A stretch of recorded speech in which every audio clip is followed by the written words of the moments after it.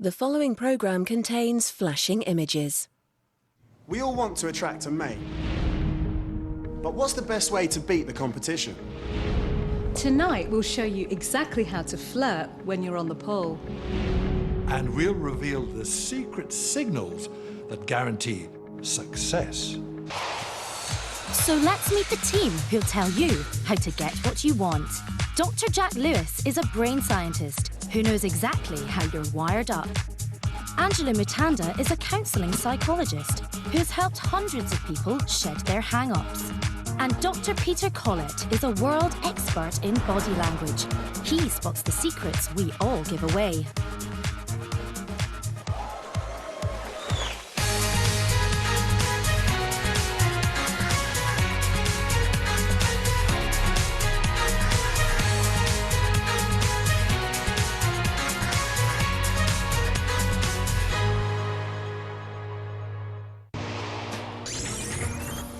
Tonight we'll tackle one of the most fundamental decisions of our lives, and that's how to attract a mate. We'll even reveal how you can get someone to fancy you. Let's start at the very beginning and explore why it is that attraction is the driving force behind everything we do. The best place to see it is on the red carpet, where celebrities flirt with the lens. And although it's exaggerated, it's exactly the same way that we all flirt with each other. There are three essential things you need to do to attract a mate. Firstly, you need to offer what the opposite sex is looking for. The right physical characteristics in the case of a woman, and signs of wealth and security in the case of a man. Secondly, you need to emphasize your admirable qualities while concealing those that are less impressive. And finally, you need to flirt. You need to persuade people that you're not only exciting, you're also available. Supermodel Adriana Lima is the perfect example of a killer flirt, and someone we can all learn from. First, her wave. It's a kiddie's finger wave, deliberately designed to make her look young and playful. Then she blows a kiss, meant to look carefree, but is actually very professional. Next, as Adriana shows off her engagement ring, she adds a flick of the hair to make sure that their attention is firmly fixed on her, followed by a discreet tilt of the head. This is major body language, and we can all understand exactly what she's saying. And she's off again, coiling herself around her fiancé, the Serbian basketball player, Marko Jaric. Notice, he hardly moves at all. He's serious and unsmiling. This is typical macho behavior. Men are hardwired to respond to curved contours of the female body, like breasts or buttocks. But incredibly, even a woman's shoulders can elicit a similar response. So when Adriana glances over her shoulder, she isn't just posing for the paparazzi, she's drawing attention to a feature that mimics a sexually charged part of her body. So girls, remember that next time you're out. The men will certainly notice you. I'm really interested to know what your thoughts are when you first see someone. The psychological research shows that we draw conclusions very quickly. With this guy, for instance, he's smiling. I'm immediately drawn to him. What tells you about them as a person is often contained in their demeanour and their body language. I think the astounding thing is that you can quickly take a look at these and in a split second decide whether or not you find them attractive, just like that. It's incredible, but it actually takes less than the blink of an eye to decide whether we fancy someone or not. Over thousands of years, we've become programmed to make snap decisions so we can establish instantly whether someone is a friend or foe.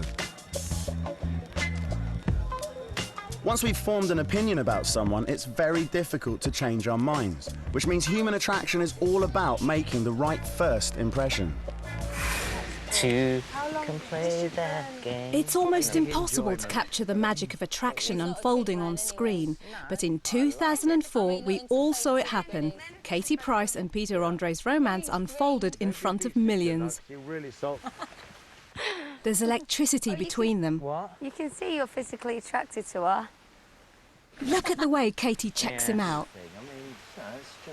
Peter knows it, and look how he responds. It's a bolt of lightning and commands an instant reaction. But how quickly do we make a decision about whether we fancy someone or not? There's only one way to find out.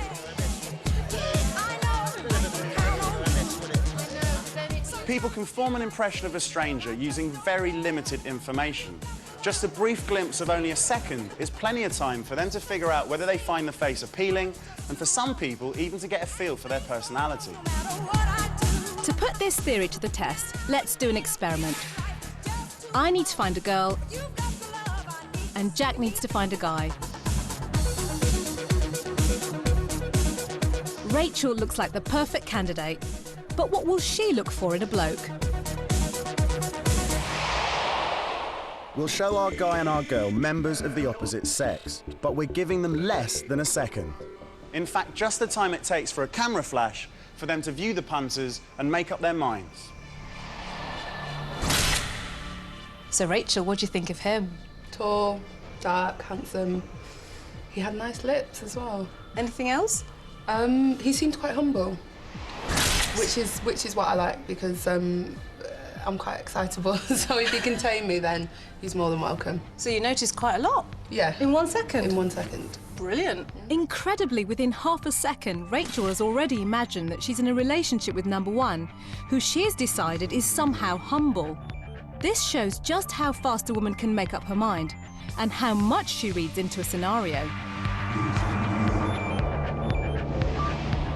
But while a girl can fantasize an entire backstory, what will Tim, our male subject, think of his brief flash? First thing I noticed was her roots. That was the initial thing that caught me. Pretty face? Attractive, yeah, definitely. Seems you got a lot out of that. Fellas are also instantly affected by what they see, but they're shallow and only skim the surface. Us blokes describe what's right in front of us and concentrate only on a girl's looks. Very sexy. Got sexy eyes and a sexy look. He gave it to me.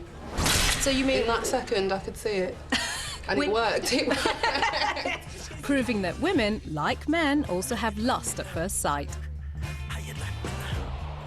But not having met each other before, it'll be interesting to see what Rachel and Tim make of each other. He was gorgeous. Ooh. He was gorgeous. Right? She was very pretty. I noticed a nice dress sense. Tall, dark, not too dark. Looked like she had good skin also. Typically, Tim only refers to Rachel's physical attributes. It's all skin deep. But I didn't pick up much of a personality. So, of the guys you've seen, are there any that you'd date? Yeah. What is it about that guy that really lights your fire? The fact that he's humble. Even with good-looking guys, girls will generally score them down until they've got to know them.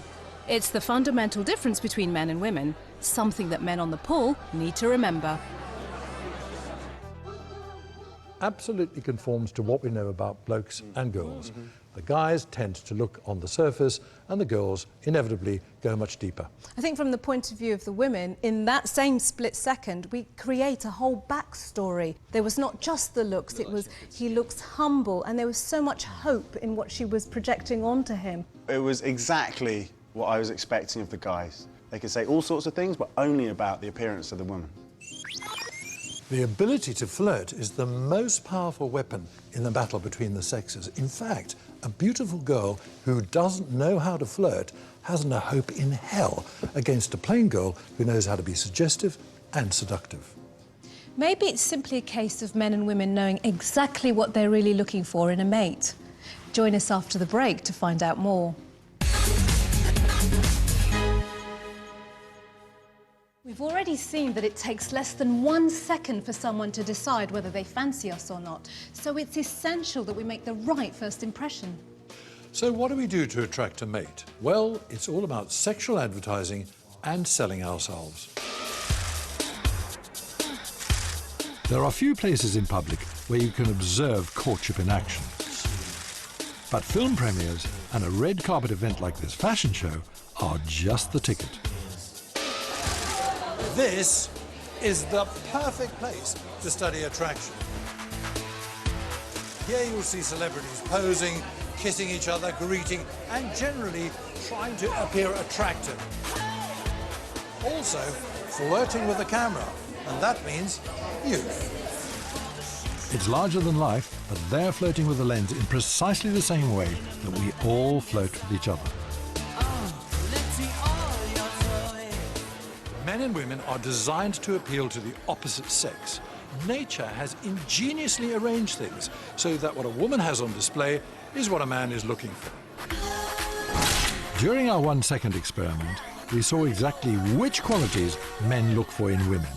Good skin, shiny hair, and a fit body, the ultimate indicators of youth and good health. In contrast, the qualities that girls look for in men are confidence, strength, and of course sex appeal. So we insist that men look masculine and women look feminine. But how do we beat the competition when attracting a mate?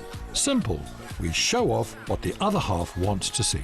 We start with what we've got and then use tricks to amplify our assets and hide our blemishes. When a woman draws attention to her soft skin, her long legs, or her lustrous hair, she's producing a youth display. That is, she's telling people that she's young and energetic. Men always go for women with clear, unblemished skin because it's a sign of health and vitality. That's why makeup is so important for a woman, and a good foundation is essential. Another trick is to mimic the appearance of the young, something that older women have got down to a fine art. Thank you, sweetie. Although most women don't know it, they wear high heels to mirror the look of pubescent girls whose limbs are extra long.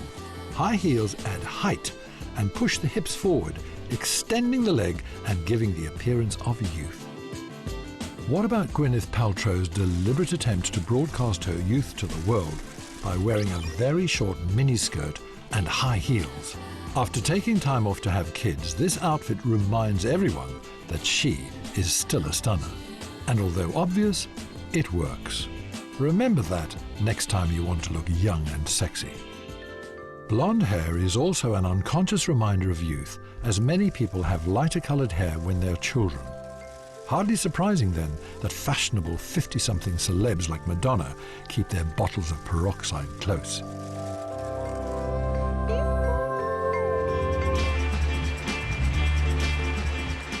But what do women want men to look like? Perhaps something like the new world heavyweight boxing champ, David Haye. Women prefer their men to be broad-shouldered, narrow-waisted, and heavily muscled. All signs of high levels of testosterone. Testosterone is linked to high sex drive, dominance, and health. All the kinds of things that women are looking for. Surprisingly, cute, boyish looks aren't as important to women. Poor Zach. In fact, older, more masculine features imply strength, experience, and wealth. As a result, older men display wealth and younger men flaunt their health. Studies have revealed that women find masculine features more attractive during ovulation. But it's the opposite when they're not fertile. Then they go for slightly more feminine characteristics. Of course, if you're someone like George Clooney or Brad Pitt, you've got the best of both worlds. Strong, masculine body and attractive, almost feminine face. They appeal to women at all stages of their menstrual cycle. Now that is maximum sexual advertising. Imagine you're going to a party, you meet this guy. Yeah. He's checking you over. Where do you think he would look? Eyes, boobs, bum. You know we've got this fantastic device, the eye tracker, which enables us to actually see where people are looking in these kinds of situations. To find out which parts of a woman's body a guy really checks out, we need a bloke for our experiment. Anthony's perfect. He's a confident guy who loves girls. Take a seat, take a seat. Using technology developed by the Ministry of Defence, we've asked Anthony to wear an eye tracker device. How does that feel? We've told Anthony that the tiny camera above the glasses will film pupil dilation. But what he doesn't realise is that the red markers show us exactly where he's looking. And as we haven't met before, I'm going to chat up Anthony so we can see exactly what he looks at. So what sort of girl will interest Anthony? The whole point about the eye tracker is that it allows us to get inside his head. How does he actually decide whether or not he fancies them? Excuse me, can I say hello? Hello there. Anthony. In no time at all, he's struck up a conversation and is checking out the girls. Laura, this is Tim. Already Anthony's clocked her boobs. Even as he's leaving, he can't resist a parting glance. Yeah, I'm sure we'll bump into each other again. Anthony cruises the bar and locks a fair-haired girl in his sights. How's it going? Anthony, how you doing? OK, now it's my turn. I'm going to put my feminine charms to the test and see how he reacts. Well, like you've done. Hi, Anthony, how's it going? Anthony greets Angela, but then turns his attention back to the blonde. Anthony, Looks like Angela's got her work cut out. you checked yourself out in the mirror. Angela's really turning it on now, and his eyes are all over her, mostly on her face, but also on her chest. He's deciding whether or not she's fanciable. So what do you do? Yeah. I just go to random places like this. Anthony certainly finds one aspect of Angela attractive, her cleavage. In the space of 30 seconds, he checks out her chest a staggering 16 times. Another one. The guy can't help himself. Finance. As we've seen, men demand youth and health in a woman, and Anthony is certainly no exception. This is so embarrassing. I'm attracted to somebody who's naturally pretty in the face, and then somebody who's slim and looks physically healthy. Checking people out is such a fundamental part of our life, we don't even know we're doing it. Even during our chat, Anthony can't keep his eyes off the blonde girl. Natural preference. When a girl stands up and turns around, Yeah. do you take the opportunity to check out her backside? Yeah. What are you looking for? A good shape. But to be really like chauvinist, I'm a legs and bum man rather than a boobs guy. I don't know what you are, Peter. Actually, our evidence suggests he's a boobs man. Anthony is exactly like most men, a full-time surveillance unit on the hunt for youthful and healthy women. What was that like? I'm surprised at how many times he looked at my boobs. Did you notice him doing that? I did after a while because clearly it happened very frequently. But what's interesting is he really had his eye on the blonde to his right. And yet, in spite of all that, he still couldn't keep his eyes away from you. He had to check whether or not he was doing the right thing. It's checking out the female figure, and it's kind of imagining what would that feel like in bed. And at the end of the day, it boils down to sex. OK, so that was Anthony. What happens when you meet a girl? Where do you think she looks at you? I'd imagine just the face and maybe across the shoulders. Fairly polite, in other words, not terribly carnal. This is Hannah. As soon as she arrives in the bar, her eyes are busy checking out the scene. Hi, nice to meet you. Hannah, how's it going? How's it going? Notice how her eyes absolutely dart all over the place. Her glances are remarkably brief. She's processing information about the people around her extremely rapidly. Remember, guys, this is how quickly a girl can make up her mind. Hannah spots Jack some time before he comes over. OK, it's time for me to strut my stuff. When Jack appears, Hannah checks out his face, chest and waist. She's gathering information from different parts of his body. I'm Jack, how you doing? What's your name? Hannah. Nice to meet you. Yeah, lovely. Hannah is now multitasking. While she's busy talking to Jack, she's also hedging her bets by checking out the blokes at the bar.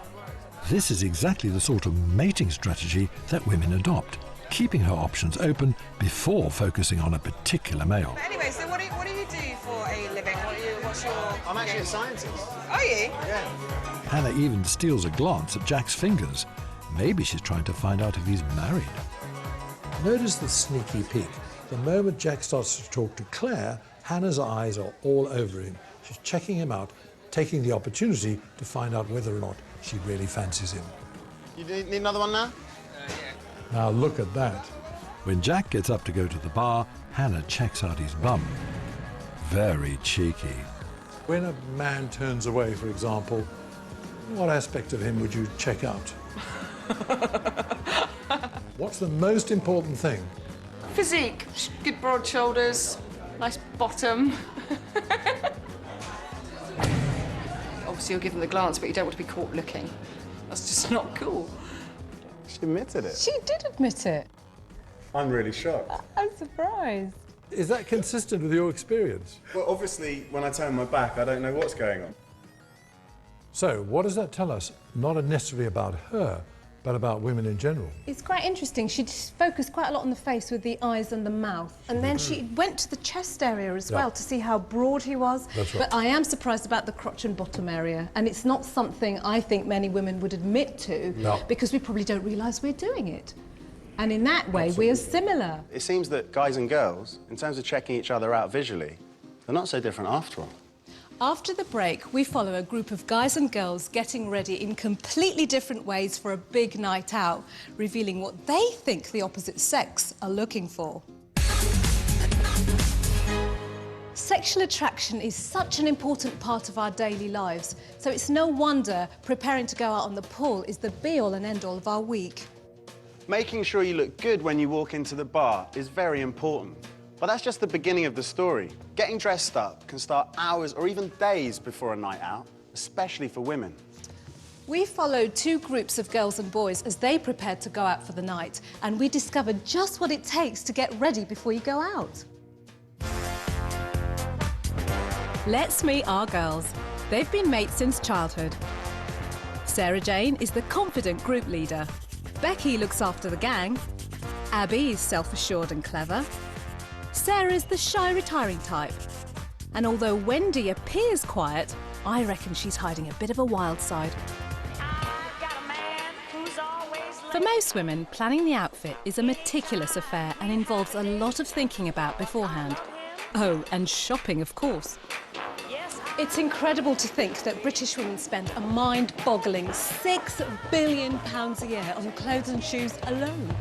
The reason for all this expense is that women know that men are shallow and it's all about how you look. Oh, I actually really like that.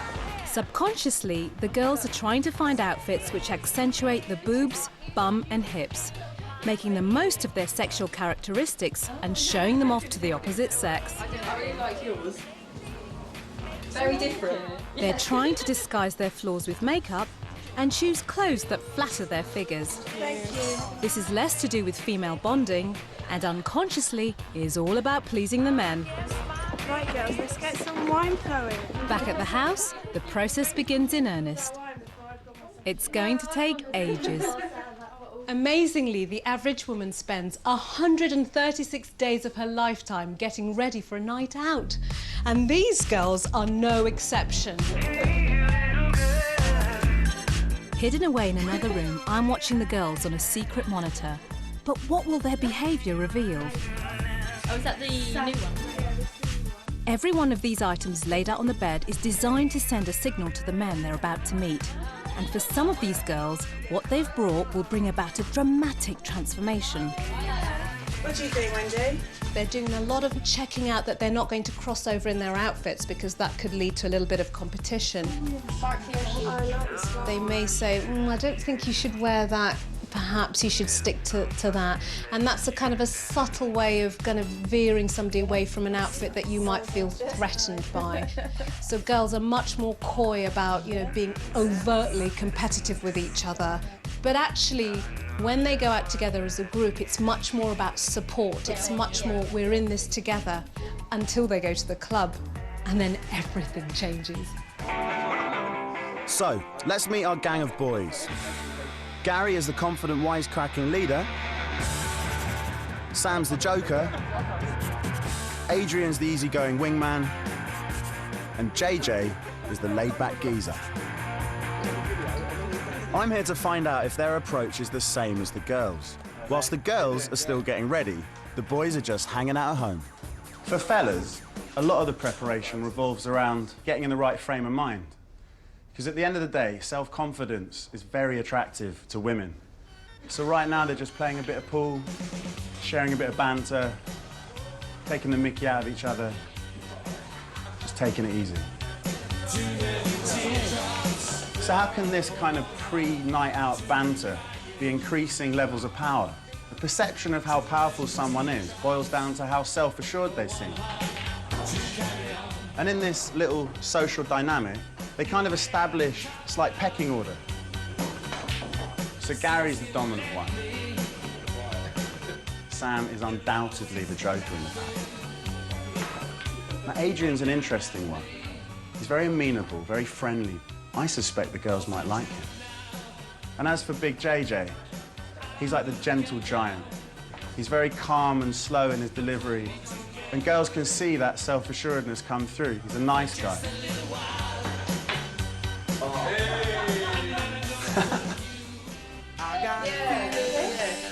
we sure? That tonight's gonna be a good night. The girls at the moment are focusing on their faces with makeup. They're accentuating healthy-looking skin because that's very attractive to a guy. Research has shown that a baby face, you know, big eyes, small chin, pert nose, big forehead, is deemed the most attractive. So to actually emphasise big eyes and fresh skin kind of makes the girl look more appealing and more approachable to a guy. Do the big eyeshadow. Men don't understand the mechanics of makeup. You've got your hair all over my back. All this time and effort that us girls will put in to getting our makeup done and our dresses and everything else. And the blokes, oh, t-shirt, jeans, oh yeah, I'm all right to go. Yeah, you're all right, yeah. Oh God, Sarah's transformed into this absolutely stunning, leggy brunette. Her legs are so long, but what's she doing? She's emphasising them even more by wearing 3-inch, at least, heels. And the thing about accentuating your legs is it lengthens your legs. Long legs make you look more youthful, but also they make your bottom stick out and make you arch your back, which is a sexual signal. So when girls walk into a bar in their skyscraper heels, that's what they're doing. Oh my God, Abby looks different. Right. She's wearing a short, clingy dress that really emphasises her breasts. And we can see her leg length. This dress is tight-fitting in all the right places. She has completely changed herself.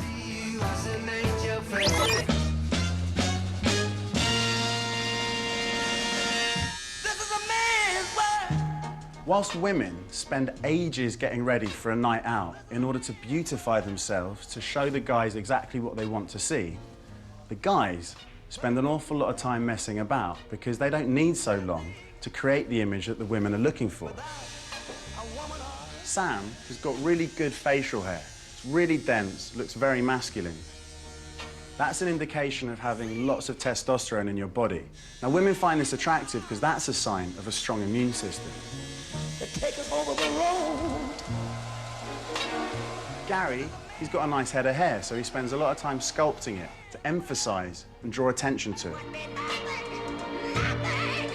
Our two groups are following the golden rules. Don't be afraid to emphasise your good points and conceal your shortcomings. I know, it takes you about 20 minutes just to straighten your hair. Hair is a great indicator of physical health. Hence, the girls are spending a long time making their hair look shiny and sleek. We're going to do some shots before So Adrian looked pretty ripped with his shirt off. He's also gone for a little bit of everything. He's done his hair, he's got this designer stubble thing going on, looking pretty good. Oh, look at that. Sam's gone for a rugged, masculine look. But if you look closer, there's some silver chains, quite a lot of them in fact, and nestled in amongst them are some festival wristbands.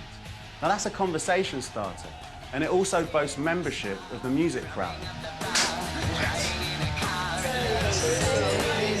The transformation is dramatic for our girls. They know that tricks such as makeup can make a massive difference to a first impression.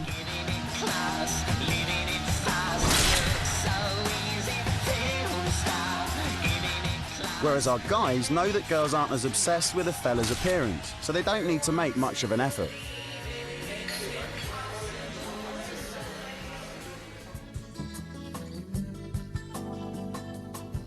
I'm so surprised that the guys took as long as they did to actually get ready. Yeah, that's the thing. These guys are modern men, and, you know, they know that first impressions count. So if first impressions are important, what about being able to change them?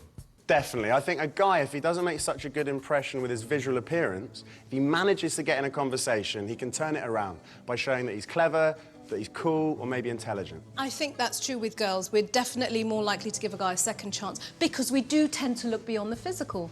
Well, regardless of sex, it's how you use it, not necessarily what you've got. If we can follow those groups of guys and girls through the night as the evening progresses, we'll be able to discover whether it's the way you chat and come across that's more important than how you actually look. To test this out, we've arranged a party and invited both our groups and a selection of good-looking up for its singletons. Our cameras are being set up to catch all the action. We'll be able to observe every strategy, every move, and reveal people's real motives as they meet and begin to flirt. Meanwhile, back at the house, we've got one last experiment for our groups. We're showing them a photograph of everyone coming to the party and asking them to rate each one as hot or not. He looks like he'd be fun to chat to and involve you. She looks quite cute. Nice skin. He looks quite nice, like he'd be a nice boy. Yeah, like her. Got a number? At the end of the evening, we'll ask them all again to see whether all that flirting has changed their minds. Back at the bar, it's time to open the doors. And here come our girls. From our position overlooking the action, we can watch as the various flirting strategies get to work. Remember, everything that's happening here is designed to attract a mate, and whether they realize it or not, everyone will be doing it.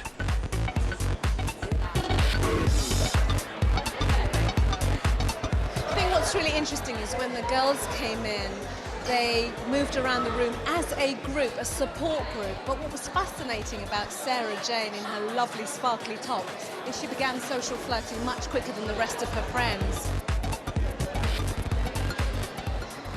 The girls and the guys are producing lots of appeasement gestures, mostly in the form of head nodding. It's all designed to create the impression that they're agreeable, that they're likable, and that they're really friendly and easy people. Girls will naturally smile more than men and ask more questions. This flatters the men and makes them think that the girl is interested in them, even if she's not. A man in the pool will often adopt a similar strategy, asking the girls lots of questions. Most of the time, this isn't genuine. It's a deliberate ploy designed to win favor. So what's going to happen when our groups start to flirt? Will our guys and girls impress? And will any of them pull? Find out after the break. Welcome back. It's all starting to happen in our flirting experiment. So let's get straight back to the party because our boys are about to arrive. Here they come. Now, how will they position themselves in this bustling bar? These boys are the ultimate pack. They are totally unaware of it, but they are completely in sync with each other. Even when they're drinking beer, one takes a sip, followed by the next. The boys have made a major tactical error. They position themselves to the edge of the bar, away from the action. What they should have done was filter their way through to the very centre of the bar, and then, when they turn around with their drink in hand, they can not only see, but they can be seen. Now these girls know how to be seen, and from their body language, it's clear that they mean business. As these girls know, a sexy look and a swagger always wins. And in no time at all, the guys are sniffing around them. Now, there were 3 really confident girls who entered the room, and what they did could have been a masterclass in how to deal with a room full of people. They strode up to the guys they were interested in, they intervened in conversations. In fact, they stood in front of other girls and said, "You know what? I've arrived. Oh my God."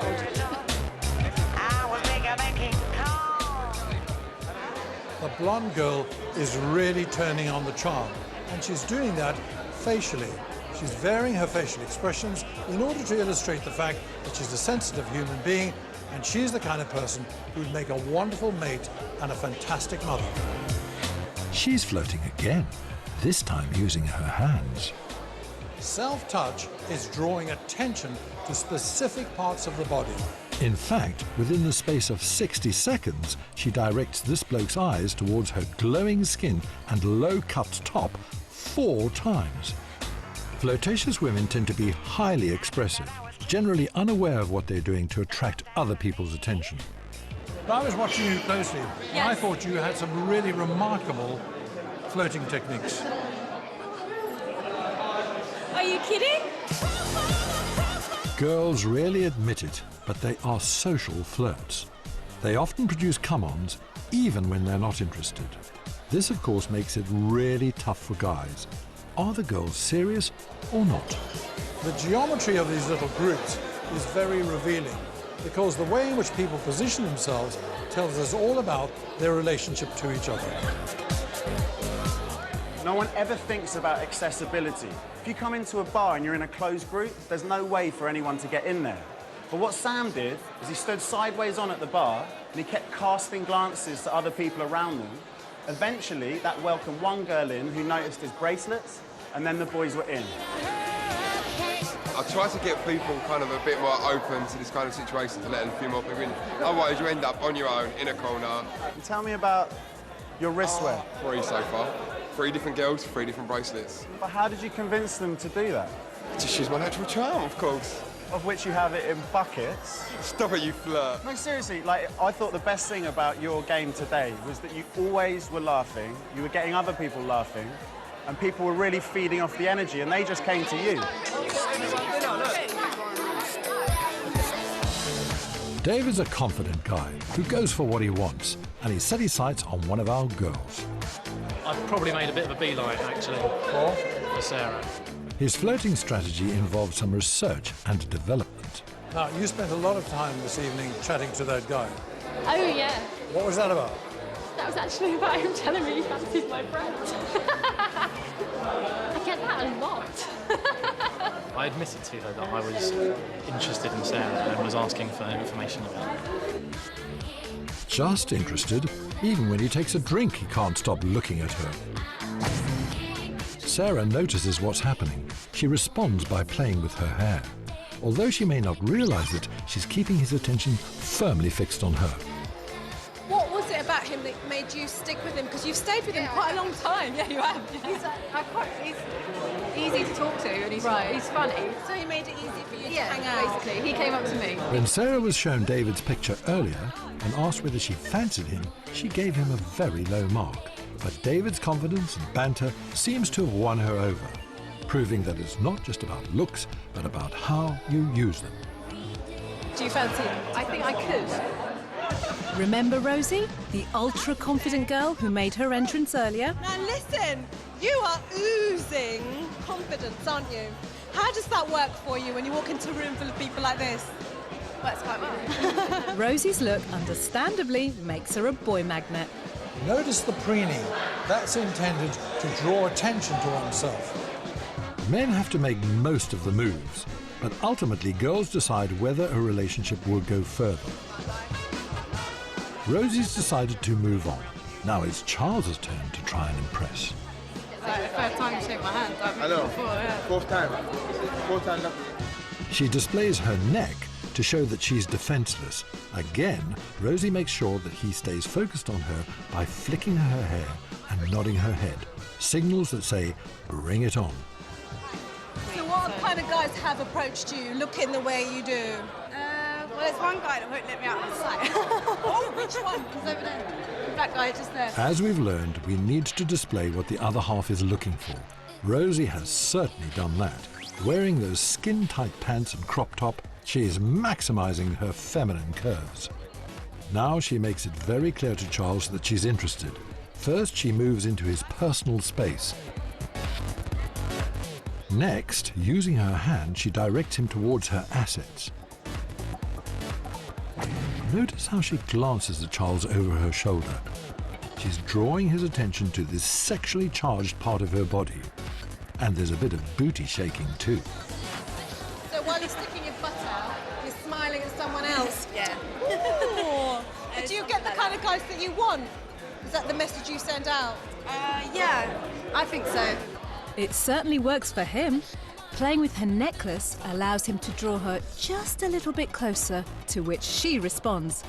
Could this be success story number 2?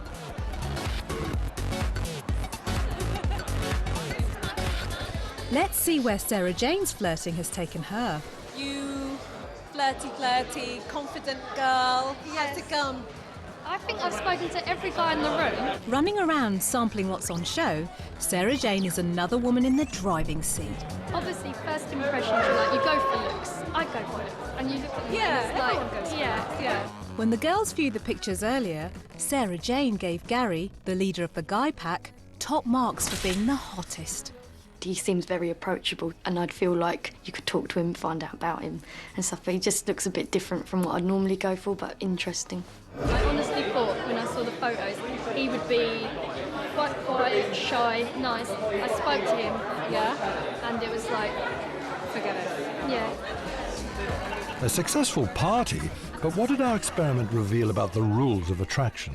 What was really intriguing were the ratings that the guys and girls gave each other before and after.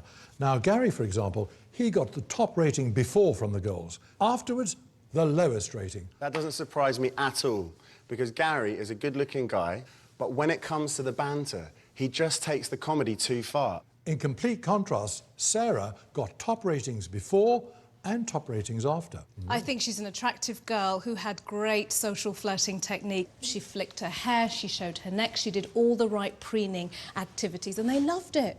But all of this surely shows that it's all down to flirting. If you don't take the trouble, then you're not going to get anywhere. First impressions aren't set in stone, they are changeable. But what are the best tips for you? It's all about sexual advertising. You need to display what the other half is looking for. Men are visually orientated and only see certain parts of your anatomy. So girls, wear clothes that really flatter your body and use simple tricks like makeup to enhance what you've got. You have to flirt. You have to send clear signals showing that you're interested and available. Girls want men to look manly. They're after strength, confidence and security. So if you've got wealth, flash it. If you've got youth and ambition, flaunt it. And if you've got it all, you're sorted.